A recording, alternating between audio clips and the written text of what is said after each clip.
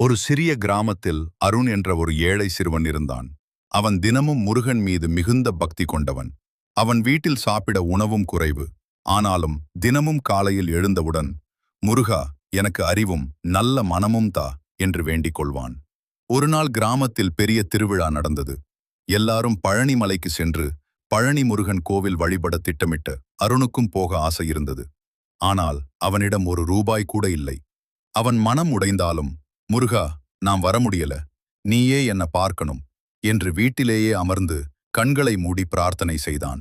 அந்த நேரத்தில் ஒரு வயதான சாமியார் அவன் வீட்டின் முன் வந்தார். குட்டியே, நீ ஏன் வரவில்லை என்று கேட்டார். அருண் அமைதியாக சொன்னான், எனக்கு பணம் இல்லை, ஆனா என் மனசு முழுக்க முருகனோட தான் இருக்கு.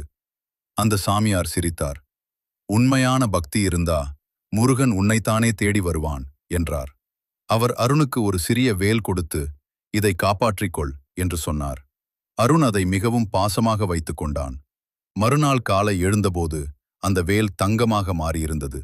அவன் புரிந்து கொண்டான், நேற்று வந்தவர் சாதாரண சாமியார் இல்லை, அது முருகனே. அந்த நாள் முதல் அருணின் வாழ்க்கை மாறியது. அவன் பணக்காரன் ஆனான். ஆனால் அவன் மனம் எப்போதும் அதே எளிமையிலும் பக்தியிலும் இருந்தது. உண்மையான பக்தி இருந்தால் கடவுள் நம்மை எப்போதும் காப்பாற்றுவார். பணம் முக்கியமில்லை, மனம் முக்கியம்.